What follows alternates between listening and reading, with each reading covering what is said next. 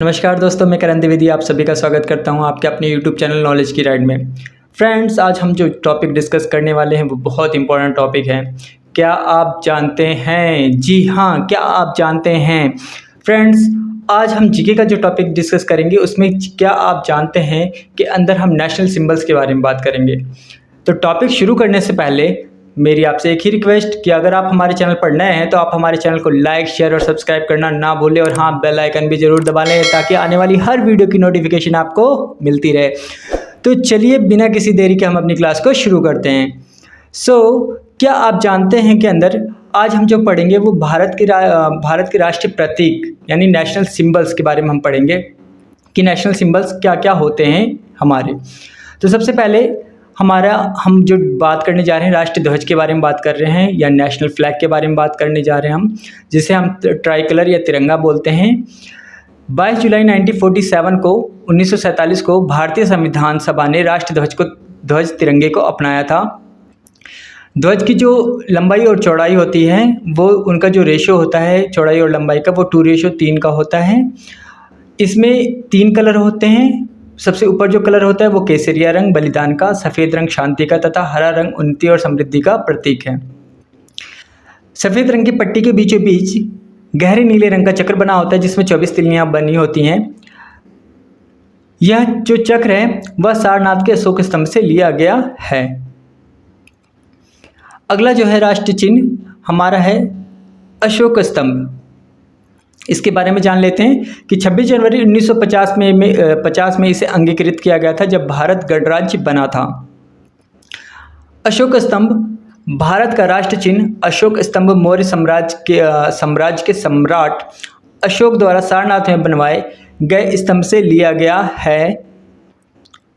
अशोक के स्तंभ शिखर पर देवनागरी लिपि में सत्यमेव जयते लिखा है जो मुंडक उपनिषद से लिया गया है।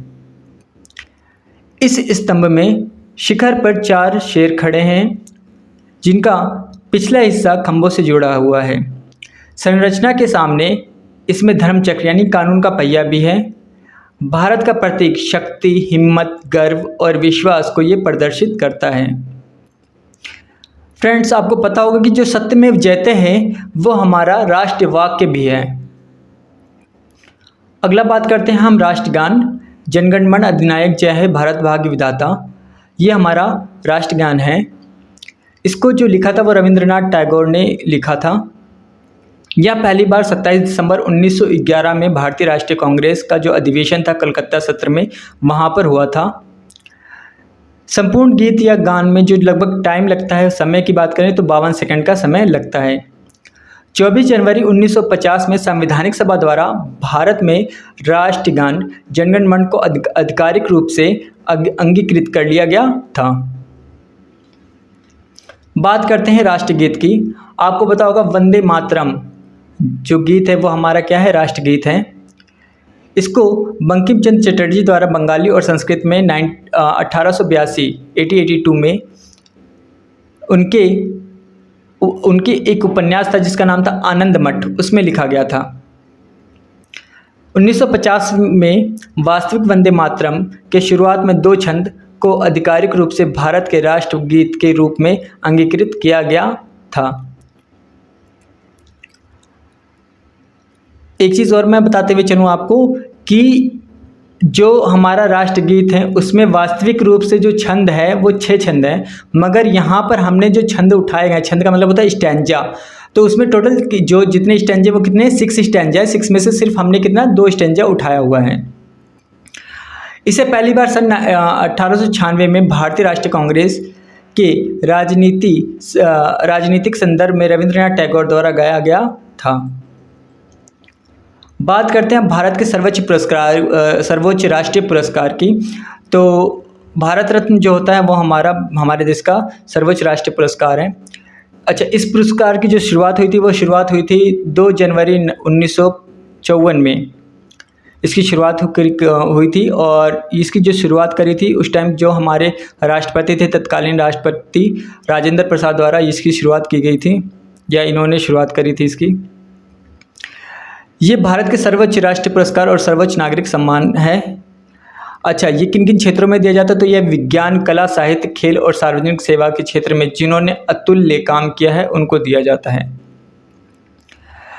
1954 में 3 लोगों को ये सर्वोच्च पुरस्कार मिला था। डॉक्टर सर्वपल्ली राधाकृष्णन, आपको पता होगा डॉक्टर सर्वपल्ली राधाकृष्णन, जिनके जन्म दिवस पर 5 सितंबर को हम टीचर्स डे सेलिब्रेट करते हैं।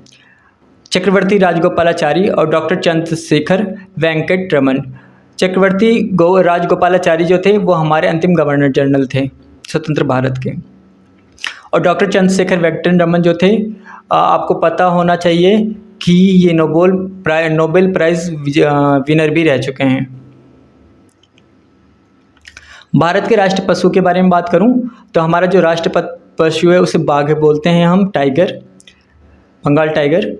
भारत के राष्ट्र पशु के रूप में बाघ यानी रॉयल बंगाल टाइगर को अप्रैल 1973 में 1973 में घोषित किया गया था। तेज फुर्ती और शक्ति के कारण बाघ को भारत का राष्ट्र पशु माना गया है। इसका जंतु वैज्ञानिक नाम पैंथेरा टाइग्रिस है। अब बात करते हैं भारत के राष्ट्रीय फूल की। भारत का जो राष्ट्रीय फूल है वो कमल है। कमल का वैज्ञानिक नाम जो है वो है नीलुम्बो न्यूसीफेरा। ये उर्वरता, ज्ञान, समृद्धि, सम्मान, लंबी आयु, अच्छी किस्मत, दिल और दिमाग की सुंदरता को भी दिखाता है। 26 जनवरी 1950 में इसको अंगीकृत किया गया था, या इसको माना गया था कि कमल का फूल जो होगा वो हमारा राष्ट्रीय फूल होगा। बात करते हैं राष्ट्रीय फल की। जो आपको सबको पता होगा जो राष्ट्रीय फल है वो क्या है? हमारा आम है। अच्छा, इसका जो वैज्ञानिक नाम है उसको कहते हैं मैंजीफेरा इंडिका। हर एग्ज़ाम्स में पूछा जाता है, ये अधिकतर एग्ज़ाम्स में पूछ लिया जाता है। अच्छा, जो आम है, आपको पता होगा कि आम सबको सभी फलों का राजा बोला जाता है और यह भारत का राष्ट्रीय फल के रूप में अंगीकृत किया गया है। राष्ट्रीय खेल हॉकी है हमारा। हॉकी में भारत को राष्ट्रीय खेल तब से माना जाता है जब ओलंपिक में हॉकी के खेल में भारत को लगातार 6 स्वर्ण पदक मिले थे, या 6 स्वर्ण पदक भारत ने जीते थे, तब से ये हमारा राष्ट्रीय खेल माना जाता है। बात करते हैं हमारा राष्ट्र पक्षी जो होता है वो हमारा मोर है। भारतीय मोर को भारत का राष्ट्र पक्षी के तौर पर अंगीकृत किया गया है। भारतीय वन्यजीव सुरक्षा की धारा 1972 के तहत संसदीय आदेश पर सुरक्षा प्रदान की गई है। गंगा की डॉल्फिन को राष्ट्रीय जलचर पशु के रूप में अंगीकृत किया गया है। ये पावन गंगा की शुद्धता को प्रदर्शित करती हैं क्योंकि यह केवल साफ पानी और शुद्ध पानी में ही जिंदा रह सकती हैं। इन्हें दुनिया का सबसे पुराना जीव माना जाता है। इनको सुरक्षित करने के लिए अभयारण्य क्षेत्रों का संरक्षण का कार्य भी शुरू हो चुका है। बात करते हैं राष्ट्रीय कैलेंडर की। तो राष्ट्रीय कैलेंडर जो है वो हमारे सागा कैलेंडर कहलाता है। इसके अंदर जो हमारी शुरुआत होती है चैत्र से होती है और ख़त्म जो होता है पुष पे होता है, और टोटल जो मंथ्स होते हैं इसमें 10 मंथ्स होते हैं। 22 मार्च को हमारा जो होता है वो हम न्यू ईयर होता है हमारा। ओके, और बाकी ये हमारे वीक्स के नेम जो संडे मंडे होते हैं उन्होंने रविवार, सोमवार, मंगलवार, बुधवार, बृहस्पतिवार, शुक्रवार और शनिवार हमारा उसी के अकॉर्डिंग माना गया, सागा कैलेंडर के अकॉर्डिंग। अच्छा, राष्ट्रीय कैलेंडर का दर्जा सागा कैलेंडर को प्राप्त है।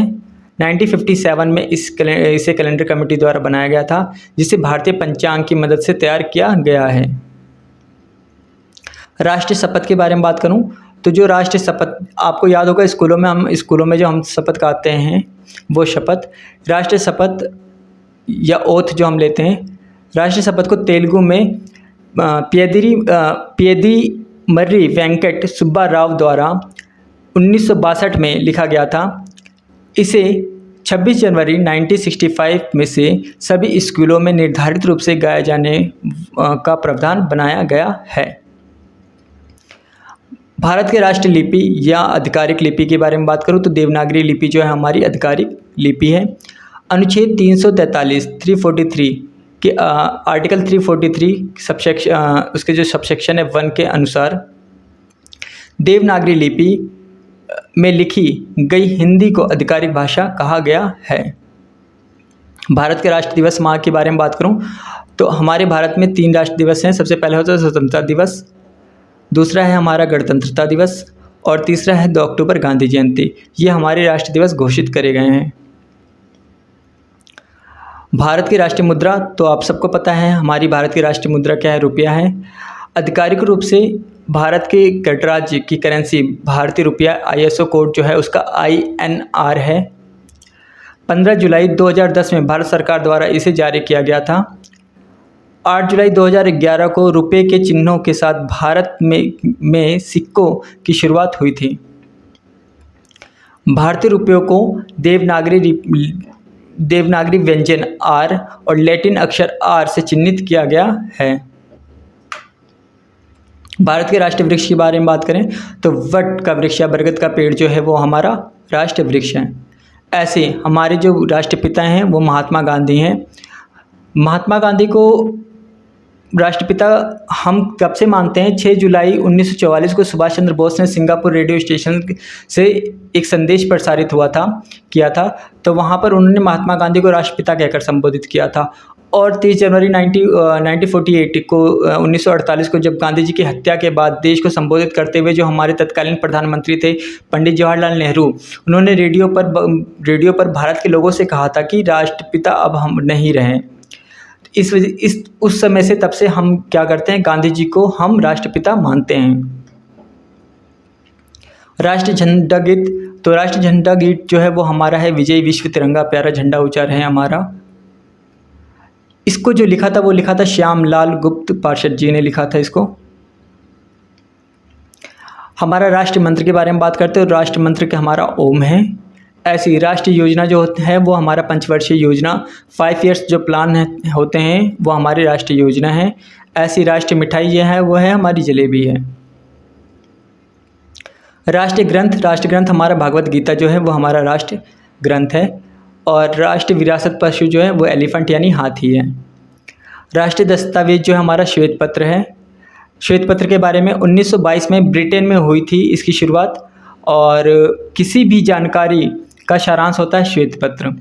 कोई भी संस्था, कंपनी आदि जारी कर सकते हैं ये पत्र। Okay friends, thank you for watching. So आज के लिए बस इतना ही। अगर आप चाहें तो आप हमें फेसबुक पर, इंस्टाग्राम पर और टेलीग्राम पे फॉलो कर सकते हैं। और अगर आप चाहें तो आप हमसे कांटेक्ट कर सकते हैं ऑनलाइन क्लासेस के लिए। हमारा जो नंबर स्क्रीन पर फ्लैश हो रहा है 8076226001 990666541।